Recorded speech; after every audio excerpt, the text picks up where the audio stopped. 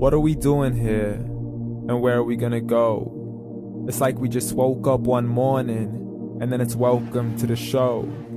Don't ask any questions, just go with the flow.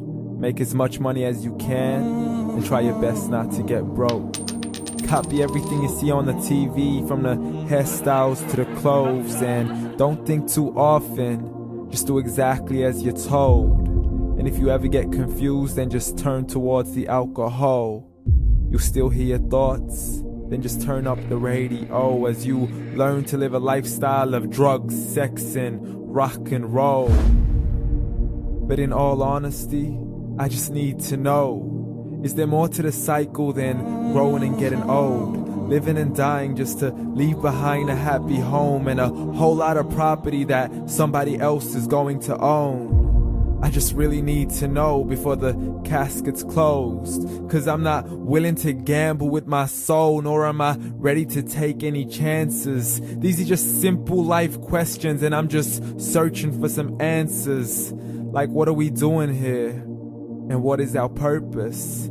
How did we get here, and who made us so perfect? And what happens once we go, or is this world all really worth it?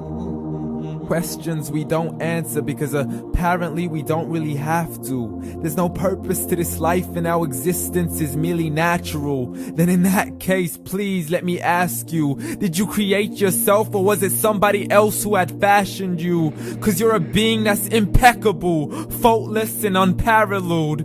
You're a product of supreme intelligence, and I'm merely being rational.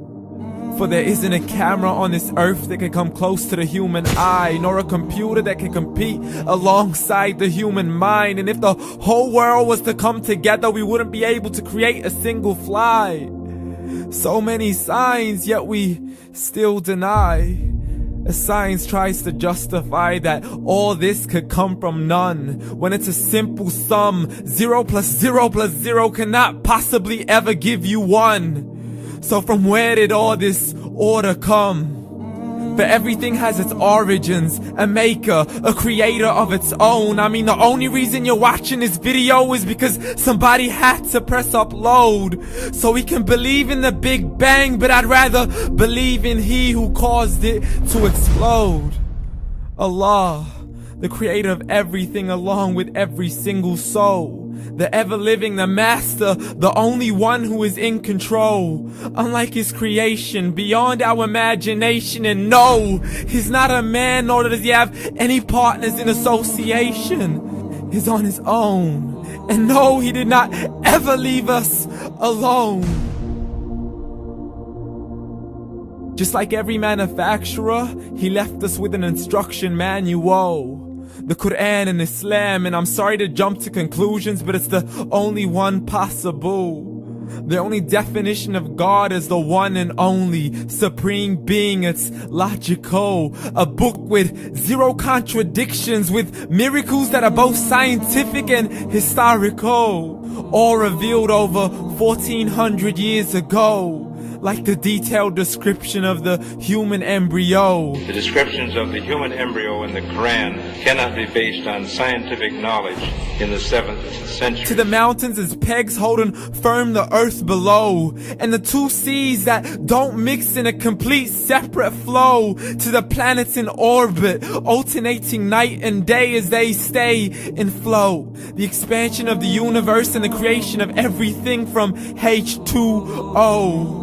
To the stories of the past and the preservation of Pharaoh. To identifying the lowest point in the land where Persia defeated Rome. The gushing fluid that created man in the glands between the ribs and the backbone. And not a word has changed, it's still the same. So please explain how all this was known over 1400 years ago.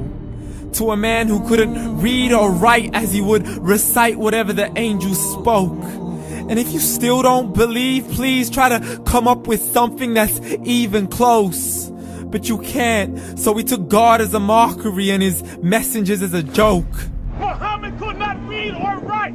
How's somebody who can't read or write gonna start a religion? Dismissed his scriptures as legends and tales of the ancient folk, as we live life according to our whims, desires, and hopes. saying this life is the only home we will ever know. We will live then die, then simply turn to bones. YOLO! Correction, after the grass dies, the rain arrives and it regrows, and Allah promises to do the same thing to your very soul and bring you back from your very fingertips to your toes, as the all-seeing supreme being watches us so close, and we are surely being tested in our wealth, our health, and our self, and everything that we've been blessed with. So believe, for we will surely be resurrected and be brought back to our Lord and account for every single deed, as He hands us our books and